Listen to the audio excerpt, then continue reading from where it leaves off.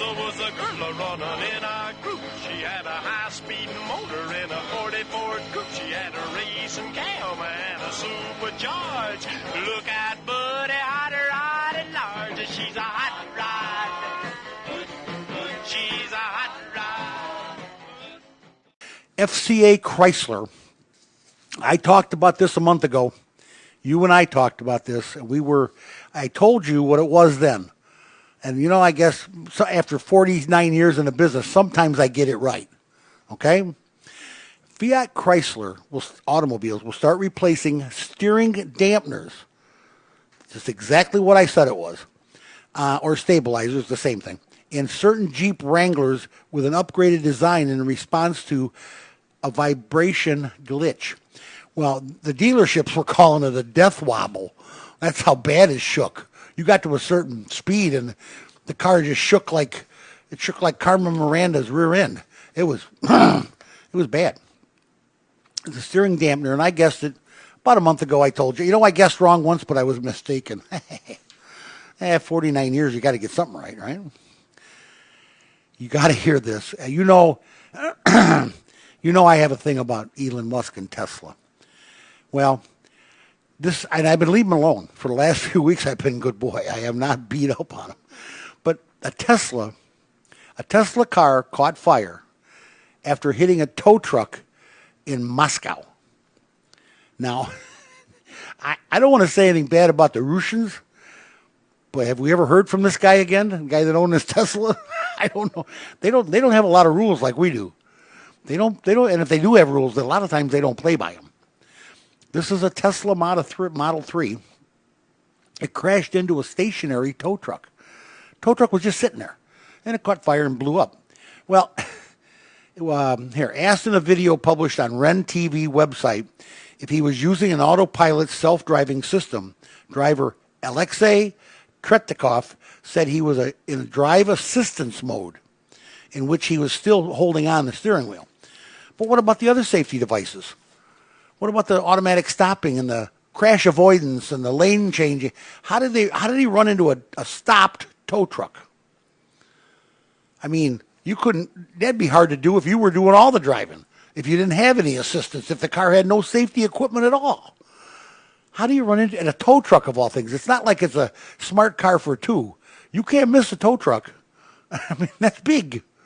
If you're going to hit something, I guess you got to hit it, go big or go home, right? Isn't that how that goes? Oh, God. Takata. They're making the news again, and I just absolutely hate this whole airbag thing. You can't get the people in to get these cars fixed. People are passing off on this. It can't happen to me. Well, I don't know. I can't promise you it won't. The first round of payments from a fund that's a compensation for injury victims of Takata airbags. You can't hardly take care of the people that are dead. They're dead. They could hit about $9.8 million is what they're going to pay out right off the bat. That's the first set of payments for people that were paralyzed or hurt your airbag goes off, and what happens? You're paralyzed after you hit a fire plug at 2 miles an hour, a fender bender, and now you're paralyzed. Come on, get these things fixed, guys. Takata Restitution Fund Special Master Eric D. Green is requesting court approval of $9.8 million in payments to 102 recipients, according to this Tuesday filing, last Tuesday. The proposed payments range from $643,000 to $608,000 per person, okay? I tell you, each payment is determined by calculation on points you were awarded, depending on what kind of injury you had or whatever. In addition to the $125 million for injury victims, Takata pleaded guilty to wire fraud as a part of a $1 billion settlement that included restitution funds for automakers and victims. So we're going to see how this works. They're starting to pay out the money, but they haven't got all the airbags fixed yet. They're not off the street. People are still getting hurt by these doggone things. Last year, 2 guys driving Rangers in different states had wrecks, and old Rangers, 2005 or 2006, and they got killed. after a small wreck because the airbag exploded and turned into a grenade. You gotta explain all this. I mean, why people won't go get these fixed. Of course, I do understand sometimes the dealer is telling people they don't have the parts. And that was a problem for a while, but it's not anymore. I mean, and Takata, of course, is gone. They're bankrupt. They went kapooey. But the dealerships are now on the hook for this, and they gotta save people's lives. This is crazy. Infotainment. While it used to be, every car came with a radio.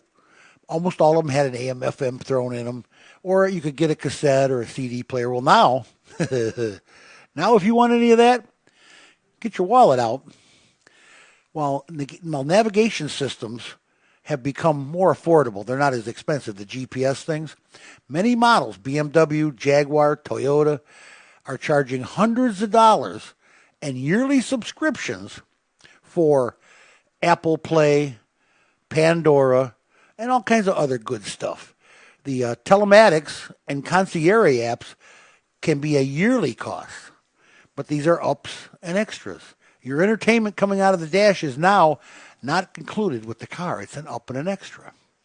It used to be part of the car price, but now that they gotta get some more money out of you somehow, you're gonna make it an add-on. Manual transmissions, okay, manual transmissions, stick shift. What was once cheaper now costs more, if it's even available on the model you want, because they don't make them too many of them anymore. You choose it's an option either way. A manual transmission is an option, and it's an up and an extra for a stick shift. Yeah.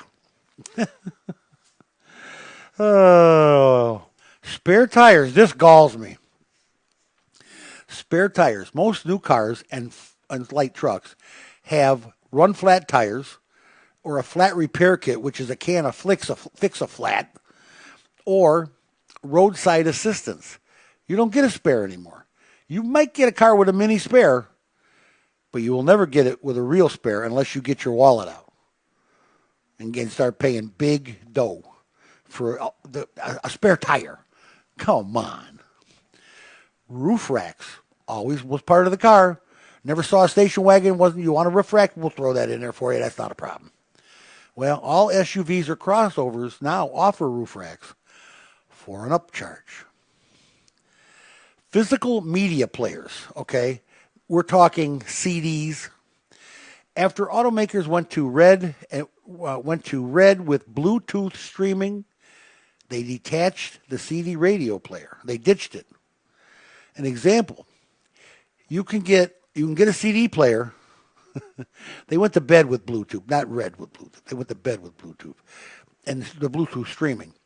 Now, as an example, if you want a CD player to play those compact discs you got, if you have a Honda, it's $310 extra. A Subaru, $399 extra. Just an example. Cassette players, though, are still dead. They're done. You can't get one of those. I don't know anybody's got any cassettes left anyway. I shouldn't say that. I think I have some, to be honest with you. Now, this is the one that galls me, and I don't smoke cigarettes anymore, but guess what?